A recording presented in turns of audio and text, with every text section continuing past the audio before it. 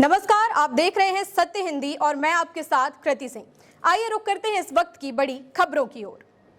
Bharatiya Janata party के नेता संबित पात्रा ने सोनिया गांधी और राहुल गांधी पर बड़ा आरोप लगाया है। उन्होंने नेशनल हेराल्ड मामले को डकैती बताया है। पात्रा ने कहा कि इसे चोरी या भ्रष्टाचार नहीं कहना चाहिए।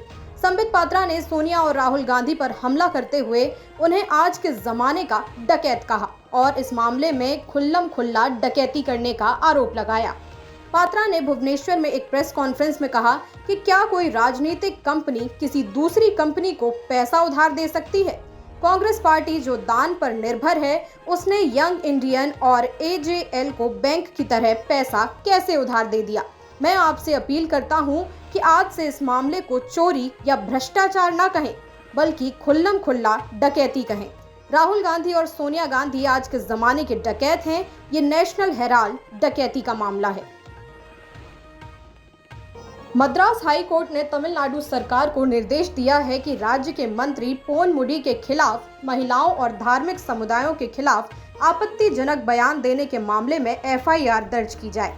कोर्ट ने सरकार को 23 अप्रैल तक का समय दिया है। कोर्ट ने सख्त रुख अपनाते हुए ये भी कहा कि अगर तय समय सीमा तक एफआईआर दर्ज नहीं की गई तो अदालत खुद ही संज्ञान लेते हुए कार्रवाई शुरू कर देगी।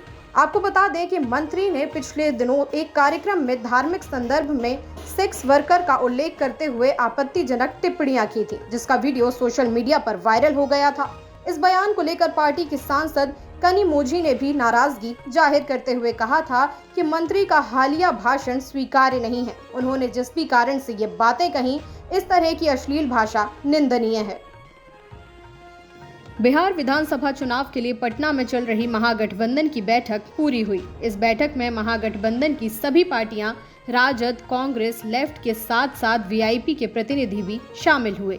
इस बैठक के बाद राजद नेता तेजस्वी यादव, बिहार कांग्रेस के प्रभारी कृष्णा अल्लावरू के साथ साथ अन्य नेताओं ने मीडिया को भी संबोधित किया। इस दौरान नेताओं ने बैठक में हुई बातचीत के बारे में भी जानकारी दी। साथ ही इंडिया गठबंधन के नेताओं ने केंद्र और राज्य सरकार पर भी निशाना साधा। पटना में हुई महागठबंधन की बैठक में जो सबसे बड़ी बात सामने निकल कर आई है, वो ये है कि तेजस्वी यादव को लीड रोल मिलेगा। दरअसल इस बैठक में इंडिया गठबंधन की कोऑर्डिनेशन कमेटी का गठन किया गया। इस कमेटी का नेतृत्व तेजस्वी यादव करेंगे। बिहार में इस साल के आखिर में होने वाले विधानसभा चुनाव को लेकर पटना में महागठबंधन की बैठक हुई है। महागठबंधन की बैठक के बाद आरजेडी नेता तेजस्वी यादव ने प्रेस कॉन्फ्रेंस की। उन्होंने इस दौरान नीतीश सरकार समेत भारतीय जनता पार्टी पर निशाना साधा है। तेजस्वी यादव ने कहा कि हमने गरीबी, बेरोजगारी और पलायन से संबंधित मुद्दों पर चर्चा की है। बिहार के लोगों में ये 20 साल की खटारा सरकार पर बड़ा गुस्सा है। उन्होंने कहा कि पलायन में बिहार नंबर 1, गरीबी में, बेरोजगारी में बिहार नंबर 1, बढ़ते अपराध में बिहार नंबर 1। आरजेडी नेता ने कहा कि इसके दोषी केवल नीतीश कुमार जी नहीं, बल्कि पूरा एनडीए, खासकर भाजपा है। बिहार में भ्रष्टाचार और अपराध असल में डबल इंजन यही है। नेशनल हेराल्ड केस में ईडी की कार्रवाई के खिलाफ कांग्रेस एक्शन में है। ईडी की चार्जशीट में सोनिया, राहुल का नाम आने के बाद 25 अप्रैल की सुनवाई के दिन और उसके पहले की रणनीति को अंतिम रूप देने के लिए कांग्रेस अध्यक्ष मल्लिकार्जुन खड़गे ने शनिवार को बड़ी बैठक बुलाई है। राहुल और वकीलों ने ये तय किया है कि वो राउज एवेन्यू कोर्ट की कानूनी प्रक्रिया में ही शामिल होंगे, सीधे हाई कोर्ट का रुख नहीं करेंगे। वकीलों ने राहुल को बताया कि 25 या आगे की किसी तारीख पर उनको अदालत के सामने हाजिर भी होना होगा, जिसके लिए राहुल पूरी तरह तैयार हैं। जानकारी के मुताबिक इस बैठक में इस मुद्दे पर राजनीतिक तौर पर अपना फ्यूचर प्लान ऑफ एक्शन तय करके उसका ऐलान करेगी। कुल मिलाकर कानूनी लड़ाई लड़ने के साथ ही राजनीतिक तौर पर भी लड़ाई लड़ने के लिए कमर कस ली गई है, जिसकी शुरुआत बुधवार को ईडी दफ्तरों के बाहर प्रदर्शन करके उन्होंने कर दी। अब आगे भी वो इस मामले में सियासी तौर पर गर्म रखते हुए बैक फुट पर दिखने की बजाय फ्रंट फुट पर दिखेंगे।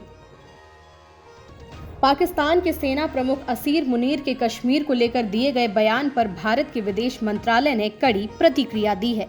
विदेश मंत्रालय के प्रवक्ता रणधीर जायसवाल ने स्पष्ट किया कि कश्मीर भारत का अभिन्न अंग है और उसे पाकिस्तान के किसी भी अवैध कब्जे से मुक्त कराना है।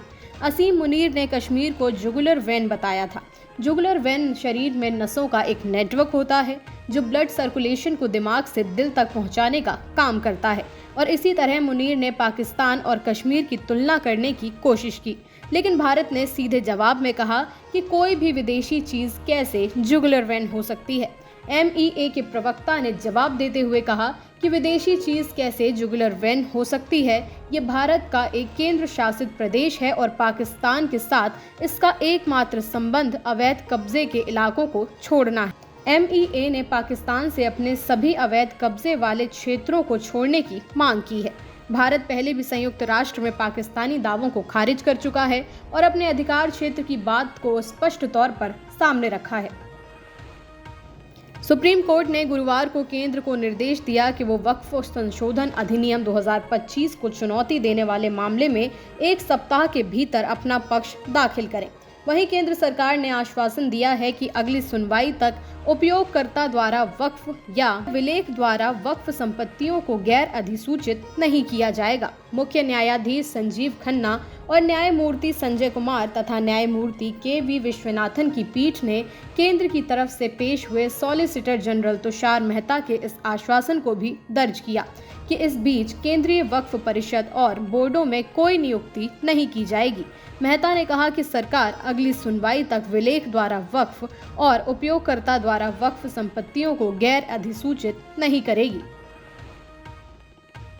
उपराष्ट्रपति जगदीप धनखड़ ने गुरुवार को सुप्रीम कोर्ट की उस सलाह पर आपत्ति जताई जिसमें उसने राष्ट्रपति और राज्यपालों को बिलों की मंजूरी देने की सीमा तय की थी। धनखड़ ने कहा कि अदालतें राष्ट्रपति को आदेश नहीं दे सकती। उन्होंने कहा कि संविधान का अनुच्छेद 142 के तहत कोर्ट को मिला विशेष अधिकार लोकतांत्रिक शक्तियों के खिलाफ 24x7 उपलब्ध न्यूक्लियर मिसाइल बन चुका है। जज सुपर पार्लियामेंट की तरह काम कर रहे हैं। दरअसल सुप्रीम कोर्ट ने 8 अप्रैल को तमिलनाडु गवर्नर वर्सेस राज्य सरकार के केस में गवर्नर के अधिकार की सीमा तय कर दी थी। जस्टिस JB पारदीवाला और जस्टिस R महादेवन की पीठ ने कहा था कि राज्यपाल के पास कोई वीटो पावर नहीं है। सुप्रीम कोर्ट ने सरकार के 10 जरूरी बिलों को राज्यपाल की ओर से रोके जाने को अवैध भी बताया था। पश्चिम बंगाल स्कूल सेवा आयोग की 2016 की शिक्षक और गैर शिक्षक भर्ती मामले में सुप्रीम कोर्ट का नया आदेश आया है। कोर्ट ने 17 अप्रैल को पश्चिम बंगाल के उन शिक्षकों को राहत दी है जिनकी नियुक्ति 2016 की भर्ती प्रक्रिया में अनियमितताओं के कारण रद्द कर दी गई थी। कोर्ट ने कहा है कि कक्षा 9 से 12 तक के असिस्टेंट टीचर नई भर्ती पूरी होने तक पढ़ाना जारी रख सकते हैं। हालांकि ये राहत उन शिक्षकों को ही दी गई है जिनकी नियुक्ति में विशेष रूप से कोई गड़बड़ी नहीं पाई गई थी। ये आदेश छात्रों के हितों को ध्यान में रखते हुए दिया गया है। हालांकि ये आदेश इस शर्त के अधीन है कि पश्चिम बंगाल राज्य और पश्चिम बंगाल स्कूल सेवा आयोग कक्षा 9 से 12 तक के लिए सहायक शिक्षक के पदों की नई भर्ती प्रक्रिया 31 दिसंबर 2025 तक पूरी कर ले। CJI संजीव खन्ना और जस्टिस संजय कुमार की बेंच ने राज्य और आयोग को 31 मई 2025 तक नई भर्ती प्रक्रिया के लिए विज्ञापन प्रकाशित करने का निर्देश दिया है। वहीं कोर्ट ने ग्रुप C और ग्रुप D के उन वर्कर्स को ऐसी राहत देने से इनकार कर दिया जिनकी नियुक्ति भारी गड़बड़ियों के कारण कोर्ट ने रद्द कर दी थी। अमेरिकी टैरिफ की हर तरफ चर्चा हो रही है। इस बीच सभी के मन में ये सवाल है कि आखिर भारत टैरिफ को लेकर क्या कर रहा है।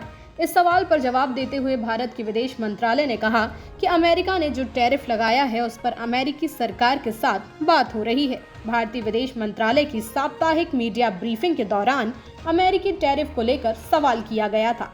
इस पर विदेश मंत्रालय के प्रवक्ता रणधीर जायसवाल ने कहा कि टैरिफ के मुद्दे पर हमारी अमेरिकी सरकार के साथ बात हो रही है, लगातार बात हो रही है। हम लोग द्विपक्षीय व्यापार समझौते की बात कर रहे हैं ताकि उसे जल्दी से जल्दी एक नया रूप दिया जाए। बता दें कि अमेरिका के राष्ट्रपति डोनाल्ड ट्रंप ने भारत पर 26% का टैरिफ लगाया है। इसका मतलब है कि अमेरिका में भारत से आयात की जाने वाली चीज़ों पर 26% का आयात शुल्क लग जाएगा। हालांकि इस टैरिफ पर फिलहाल 9 अप्रैल से 90 दिनों की रोक लगी हुई है। अमेरिका के ट्रंप प्रशासन ने हार्वर्ड यूनिवर्सिटी को एक और धमकी दी है। ट्रंप प्रशासन ने कहा है कि यूनिवर्सिटी में विदेशी छात्रों के एडमिशन पर प्रतिबंध लगाया जा सकता है। अमेरिका में गृह सुरक्षा मामलों की मंत्री क्रिस्टी नोएम ने यूनिवर्सिटी पर राष्ट्रीय सुरक्षा को खतरे में डालने और यहूदी विरोधी भावना के आगे घुटने टेकने का आरोप लगाया। उन्होंने यूनिवर्सिटी को खत लिखकर उसके विदेशी छात्रों की अवैध और हिंसक गतिविधियों का विस्तृत रिकॉर्ड मांगा है। आपको बता दें कि इस साल हार्वर्ड यूनिवर्सिटी के एडमिशन में अंतर्राष्ट्रीय छात्रों की संख्या 27% से अधिक है। आपको बता दें कि इससे पहले यूनिवर्सिटी ने व्हाइट हाउस की ओर से भेजी गई मांगों की एक लिस्ट को मानने से इनकार कर दिया था, जिसके बाद ट्रंप प्रशासन ने हार्वर्ड यूनिवर्सिटी को दी जाने वाली 2 अरब अमेरिकी डॉलर की फंडिंग रोकने की घोषणा की थी। फिल्म निर्माता और अभिनेता अनुराग कश्यप ने फिल्म फुले को लेकर सेंसरशिप मुद्दों पर चिंता जताई है। महाराष्ट्र में ब्राह्मण समुदाय द्वारा फिल्म को लेकर जताई गई आपत्ति के बाद इसके रिलीज को कथित तौर पर स्थगित कर दिया गया था। अनुराग ने इस बात पर हैरानी जताई कि फिल्म रिलीज से पहले ही समुदाय इस तक कैसे पहुंच प्राप्त कर पाया। उन्होंने जातिवाद को लेकर सरकार पर भी सवाल खड़े किए। अनुराग कश्यप ने पूरे मामले पर अपनी निराशा जताई। उन्होंने अपने आधिकारिक इंस्टाग्राम अकाउंट पर स्टोरी भी साझा की।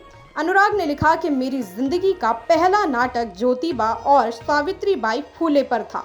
भाई, अगर जातिवाद नहीं होता इस देश में तो ज्योतिबा और सावित्रीबाई फूले को क्या जरूरत थी लड़ने की।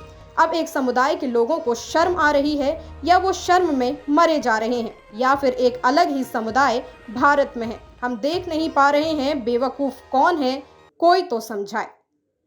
फिलहाल के लिए इतना ही। देश दुनिया की बड़ी खबरों के लिए आप देखते रहिए सत्य हिंदी।